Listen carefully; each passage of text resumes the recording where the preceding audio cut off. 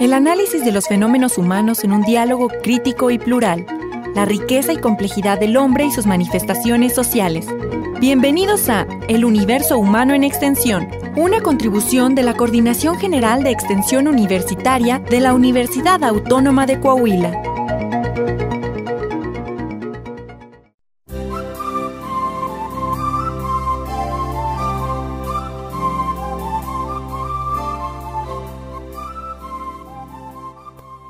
Hola, ¿qué tal? Muy buenas tardes.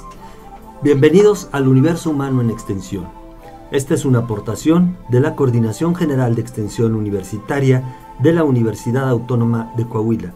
Escúchenos todos los jueves a las 5 de la tarde en el 104.1 de frecuencia modulada. Les saluda a su amigo Ernesto Duque Padilla. Está conmigo también, como cada jueves, Zaida Morlet Villa. Muy buenas tardes, Zaida.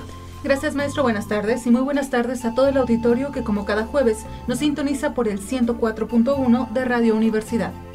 Como ustedes saben, en este espacio comentamos temas de interés y actualidad en la cultura. Ofrecemos nuestra opinión desde el punto de vista de las ciencias sociales, el psicoanálisis, la sociología, la antropología, la lingüística y la historia. Bien, pues el día de hoy vamos a hablar sobre la importancia de la lectura y para eso invitamos a Raúl Olvera, quien nos hará favor de presentarnos enseguida Zaida Morlet. Muy buenas tardes, Raúl, bienvenido, esta es tu casa. Y buenas tardes.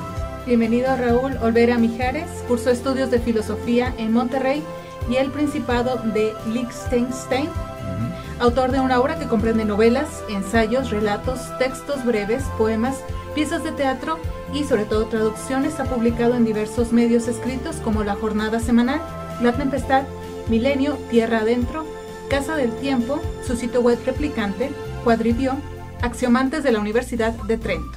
Además, su largo y muy vasto currículum lo ubican también en universidades como de Navarra, La Ciega de la Universidad de Barcelona, Armas y Letras de la Universidad Autónoma de Nuevo León y Lubina de la Universidad de Guadalajara. Bien, pues para nosotros es muy importante la promoción de la lectura y a pesar de que recientemente tuvimos la Feria Internacional del Libro, nosotros no vamos a dejar de insistir, sobre todo porque es una función cultural de la universidad y en particular para la formación de nuestros propios estudiantes. La llamada formación integral del estudiante es una habilidad básica. Toda la experiencia de la historia y de la vida del hombre pasa por los libros. Entonces los invitamos a participar. Para eso les recordamos nuestras formas de contacto. Directo a cabina al 482-6995. También tenemos nuestro correo, el Facebook El Universo Humano en Extensión, así como el blog, donde encontrarán línea directa en el ciberespacio, eluniversohnex.blogspot. Bien, para empezar con el tema y quizás antes de que entremos en detalle de tu experiencia con algunos talleres y actividades que has tenido o publicaciones, yo quisiera hacerte una pregunta, Raúl, después de agradecerte mucho tu presencia aquí con nosotros. Al contrario, agradecido soy. Y preguntarte por qué consideras que es importante para un estudiante y quizá para cualquier persona la lectura. Bueno, porque nos hace ser más humanos, ¿no? Este concepto de Cicerón, de los afanes o las dedicaciones que nos hacen ser más humanos, él los llamaba studia humaniora, lo que se llaman las letras humanas, que es todo, la poesía, la historia, ¿sí?, los escritos políticos, pues luego la filosofía también, ¿no? Leer nos hace entender más el mundo, ¿no? Sí, claro. Yo creo que es insustituible. Hay muchas formas de transmisión de la experiencia humana y también de comunicación para entender el mundo. Para eso están las universidades, las distintas disciplinas. Pero aquello que queda en los textos, que pervive a través de esto, es la conexión de la experiencia humana. En otra ocasión yo comentaba que es una especie de ventana al universo del pasado, al futuro. La vida es muy corta, realmente qué tanto puedes alcanzar a percibir en situación precaria como cualquier persona pues no logras conocer a todo el mundo. Bien, pues los libros te abren una ventana a ese universo del ser humano. Sí. Y tú hablas de la comprensión, de cómo los libros te hacen entender, es decir, percibir distinto el mundo, ¿no es así? Claro. Yo considero que quienes escribimos en revistas, escribimos libros, o a veces, no sé, damos talleres o enseñamos en la universidad o cualquier cosa, ¿no? Tenemos también un compromiso con la comunidad en general, con todos los seres humanos, ¿sí? Por eso es mi interés siempre en escribir en periódicos. Yo sigo creyendo que uno se puede dirigir a cualquier persona, no nada más al especialista. En este sentido, creo que promover la lectura por parte de nosotros, de los que hacemos la literatura, promover la lectura es un compromiso social, individual de cada quien, no nada más institucional. Yo no promuevo la lectura porque una institución esté detrás de mí. Yo promuevo la lectura porque es un compromiso que como escritor, como intelectual, tengo con todos mis semejantes. Y por eso mismo trato de colaborar en revistas y en periódicos, etcétera, etcétera, etcétera. Creo que a veces confundimos un poco la literatura, la creación, los talleres de creación, que son muy valiosos, un poco con los círculos de lectura. Los círculos de lectura se ven como algo que, bueno, pues es menos creativo. Puede ser que sí, en sentido estricto sea menos creativo, pero tiene un impacto social mucho mayor, porque lo que cambia en realidad a las personas, el hombre común, es que lean. Tú tienes experiencia en este sentido. Tuviste círculos de lectura hace algún tiempo. Sí. Incluso, ¿cómo se llama uno? La imaginación en un now. ¿Por qué no nos platicas de esta experiencia? Sí. Mi círculo de lectura se llamaba La imaginación en una nao. Nao es nave, es la antigua palabra española para nao, ¿no? Aquí a Acapulco, por ejemplo, llegaba la nao de China, con marfil, con seda, con porcelana, ¿no? Y como no existía el canal de Panamá, por tierra pasaban todos los productos pasando por la Ciudad de México hasta alcanzar el Atlántico, la salida por el Golfo por Veracruz, ¿no? De Acapulco a Veracruz. Entonces yo, basado en esa idea de la nao de China, dije yo, bueno, ¿por qué no titular un círculo de lectura La imaginación en una nao? Porque lo que hacemos al leer es como embarcarnos en una travesía, en un viaje, ¿no? Tenemos un punto de partida, tenemos un punto de llegada y pasan cosas en el trayecto. Y lo que pasa en el trayecto es precisamente lo que como lectores compartimos en ese círculo, nuestras experiencias individuales. Nadie tiene la verdad absoluta, nadie tiene la razón. Todos tienen distintos puntos de vista, todos esos puntos de vista enriquecen algo que se forma colectivo, que es como una mente colectiva, que es la mente de todo el círculo que está leyendo, ¿no? Es una cosa muy interesante porque ayuda mucho, psicológicamente hablando, a crear la cohesión interna del grupo. Del grupo, sí. Sí, claro, comparten un objeto en común. Y al compartir un objeto en común, uno siente que está compartiéndolo con otros hombres del pasado y con otros posibles hombres que vengan en el futuro. Es decir, se siente una comunidad humana. Es esto otra vez, esta idea de Cicerón, la idea del espíritu de las humanidades. ¿Quiénes formaban parte de este círculo? O si esta experiencia se puede replicar, se requiere qué condición o nivel o antecedente para participar. No hay requisitos específicos, lo único que se necesita es querer leer. Hay un programa de lectura que es responsabilidad mía, es un catálogo, digamos, bastante nutrido el que cubrimos en todas las disciplinas humanísticas y literarias. Y bueno, este es un proyecto que en ese sentido, su carácter humanístico y literario es prácticamente único, porque sí hay círculos de lectura de novela, por ejemplo, nada más, círculos de lectura de cosas históricas, pero círculos de lectura que en distintos módulos traten de cubrir un espectro mucho mayor. Bueno, hay pocos. Lo hacíamos en la librería del Fondo de Cultura Económica en la ciudad de Monterrey, la librería Fray Servando Teresa de Mier, que está a la entrada de la Colonia del Valle, y duró del 2008 al 2010, ¿sí? Duró 2 años y medio, ¿no? Que es una cifra, pues, para mí muy importante, que es una cifra récord. Asistían a él, digamos, entre 6 y 12 integrantes, ¿no? Que eran personas mayores, en realidad, eran personas ya grandes, con la vida resuelta, tenían tiempo, y ellos acudían al círculo para leer, y cumplían. Había una señora que tenía, no sé, 80 años, y me decía que le daba mucho trabajo todas las mañanas leer la cantidad que habíamos asignado de texto, pero ella lo leía puntualmente, ¿no? Llegaba y tenía opiniones maravillosas, ¿no? Porque la mujer es una vida riquísima, ¿no? ¿Sí? Hay dos cosas que me llaman la atención, una que acabas de mencionar y otra que leí en alguno de tus artículos. Bueno, es esta idea individual de la experiencia que el mismo libro lleva en un viaje distinto a cada uno de sus participantes. El otro tema es este que escuchamos, relativo, por ejemplo, a una persona de 80 años, de donde se puede entonces suponer que la lectura no es una función formativa, estrictamente hablando, para la vida, como una cuestión profesional, entendida en este sentido, sino que es una experiencia, pues, para divertirse, para gozar la vida, y también para ampliar el horizonte conceptual, para entender y ver las cosas de otra manera. Sí. A fin de cuentas, la gente que leemos lo disfrutamos. Eso es algo que es muy difícil de explicar cuando le dices a alguien, hombre, ponte a leer, y lo ve como una imposición.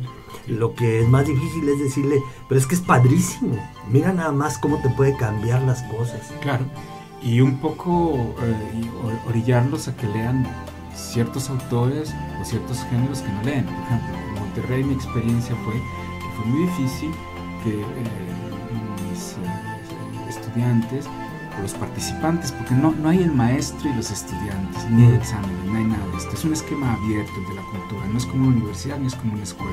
Entonces los participantes en este círculo, los lectores, un círculo de lectores, entendían autores como Julio Torri, ¿no? Julio Torri es un autor de una universalidad, yo creo que indiscutible. Y además muy cerca de nosotros. Sí, bueno. Bueno, en el tiempo no mucho, pero vamos. Pero fíjate que esa cercanía es engañosa, porque es casi la misma en kilómetros respecto de Saltillo. Claro. Era muy amigo de Alfonso Reyes.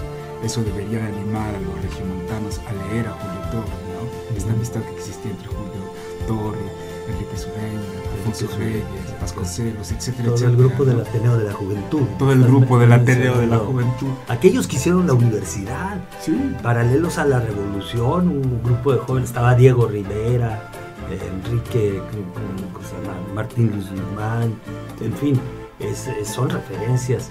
En ese sentido, la proximidad, obviamente hemos tomado mucha distancia ya de ellos.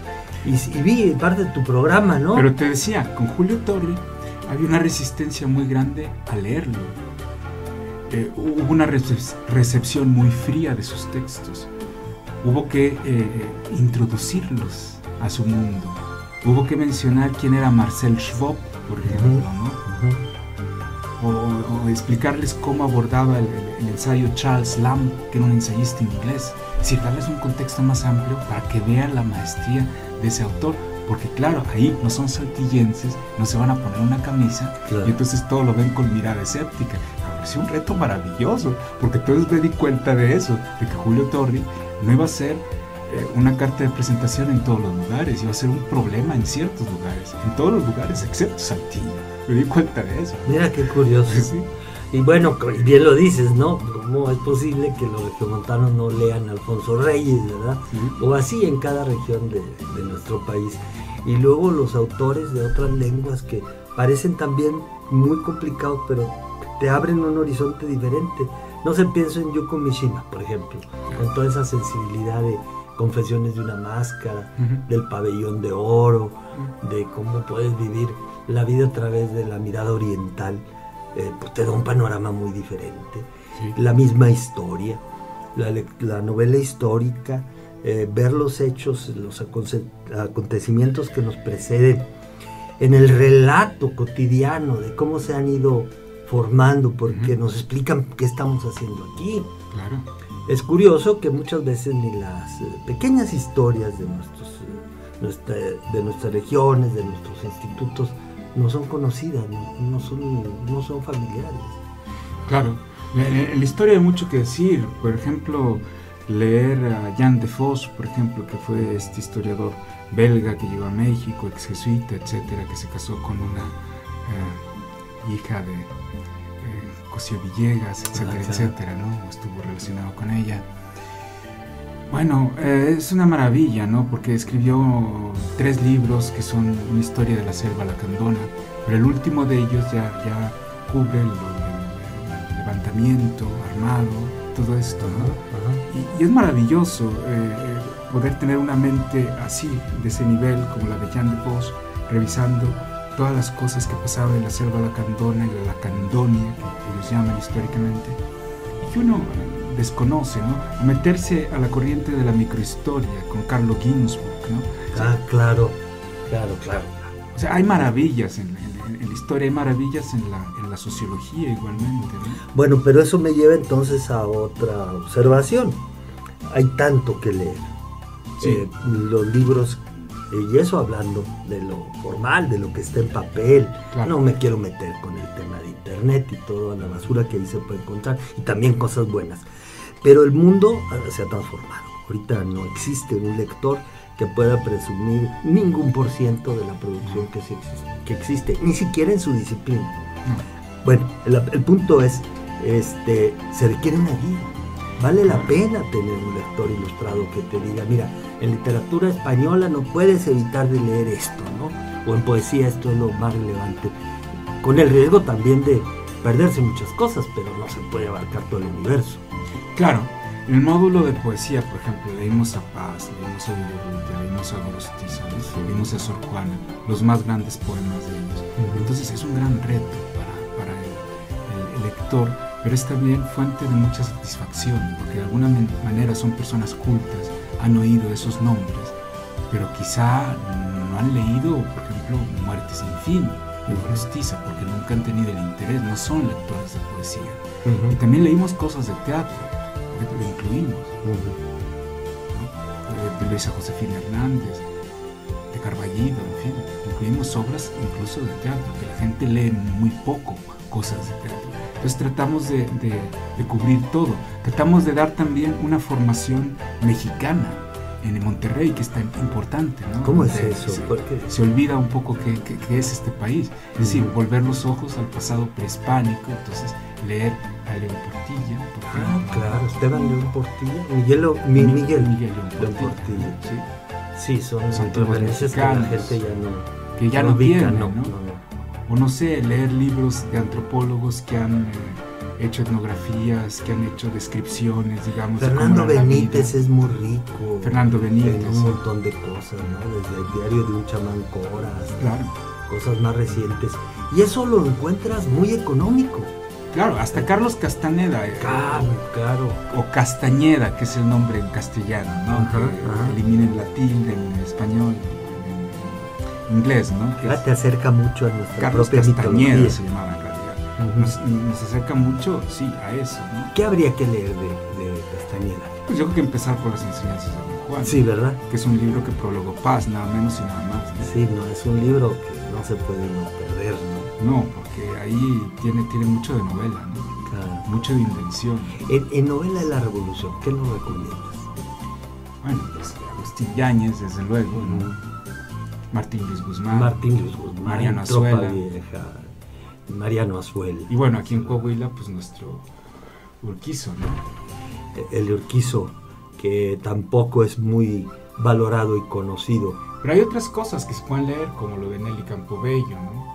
O el mismo Ulises Criollo se puede ver como una derivación de la novela de la Revolución. Hay muchas cosas que se derivaron de la novela de la Revolución que son muy actuales.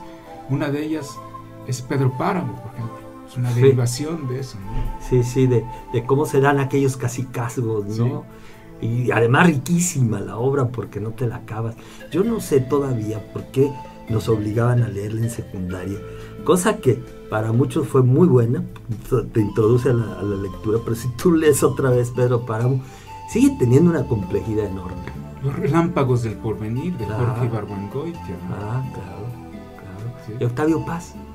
Y bueno, y Elena Garro. Antes de hablar de Octavio Paz, bueno, los recuerdos del porvenir de Elena Garro es una novela maravillosa. A ver, vamos a hacer... Y todo está inspirado en esa novelística de la Revolución. Sí. A ver, vamos a hacer un pequeño intento, a ver si nos sale, ¿no?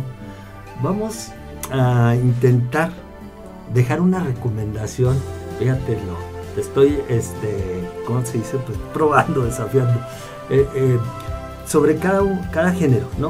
En historia, en poesía, estos temas que tú tenías ahí, en literatura, en teatro, que pudiéramos, para alguien que se quiere acercar a la lectura, yo sé que todos leemos y hemos pasado por una escuela, pero en distintos niveles, pero bueno, alguien que diga, quiero leer, empezar a leer, lo mejor o lo más interesante para introducirme en las letras de cada género. ¿Qué podíamos hacer una recomendación? Mira, yo,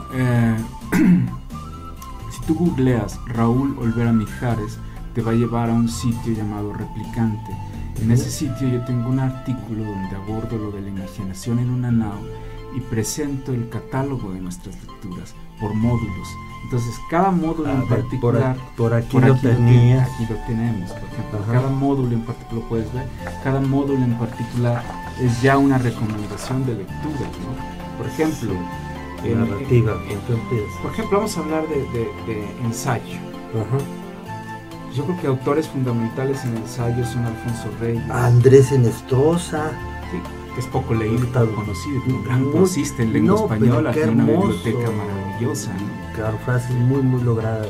Hay alguien que es muy poco conocido, que fue amigo de Juan García Ponce, que fue Juan Vicente Melo, veracruzano, ¿no? Escribió mucho sobre música en su tiempo. Notas y música. Sí, fue director de la Casa del Lago. Fue toda una historia la que él hizo, ¿no?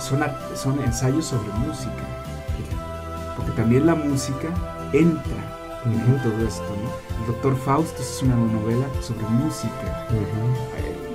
Leímos una novela de Agustín Yáñez que va sobre música, que es la creación. La música entra de alguna manera en la literatura. Claro. Mira qué curioso. Me encuentro aquí que tú tienes en una lectura obligada, Paz. Claro. Y del Laberinto de la Soledad. Sí. A ver, tienes en historia, tienes mucho de historia. Bueno, ya hablamos algo de historia. En poema en verso, Carlos Pellicer, desde luego, José Gorostiza, Javier Villorrutia. En literatura, Elías Canetti. Sí. En fin, pues este es un programa muy extenso. Ya Zaida nos está avisando que tenemos poco tiempo. Sí. Para acabar el programa. Ya, para acabar. Válgame, ¿cómo se me fue el tiempo? Miren, les comento a nuestro auditorio, yo sé que hay programas de lectura, afortunadamente en esta misma estación, incluso enseguida del nuestro, y también muchas veces con un invitado, concretamente recomendando y hablando de un texto. Hoy no lo quisimos hacer en ese mismo sentido y de ninguna manera intentando competir con otros programas, sino hacer algo diferente y hablar en general de la lectura y de las distintas formas de apropiarse de las letras, como puede ser esta que nos ofrece Raúl Olvera a través de los círculos de lectura. Y yo creo que ha quedado muy claro que en un círculo hay una orientación y además se pone en común la experiencia y es una especie de círculo. Hoy en día se utiliza el concepto colectivo, que me parece que le dio un vuelco a las asociaciones, porque o distintas formas de reunirse, que unas son escolares, otras son militares, otras son religiosas, pero este concepto sirve para una reunión de gente en común con un propósito en común, y estos círculos pueden ser interesantes como colectivo, no sé si te parezca. Sí, aunque me parece más interesante el no darle definición, el no dar certificados, el no, hacerlo claro, totalmente de acuerdo contigo. libre y abierto. Que ese es el esquema de la cultura, a diferencia de la escuela y la sí, universidad. Ponle un inspector, ponle un profesor, ponle a alguien, ponle examen y ya, entonces estás calificando, el sentido de la aprobación o la reprobación está presente en el examen, claro, ¿no? Entonces te puede legitimar, te puede excluir, y en la lectura no sucede así. Sucede que cada quien tiene una forma de ver las cosas. Claro. Ya lo último que hice fue ahora en la Feria del Libro. Tuve 2 intervenciones, que fueron 2 charlas para jóvenes, ¿no? En las que, hablé un poco de la lectura en general.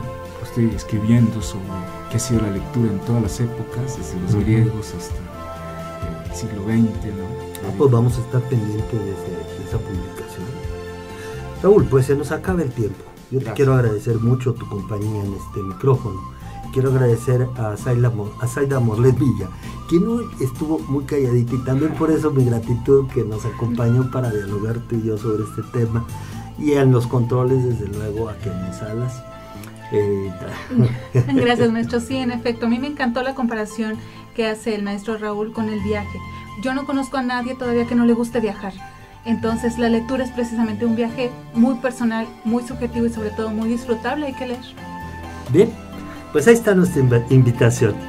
Yo me despido como siempre deseándoles salud y vida.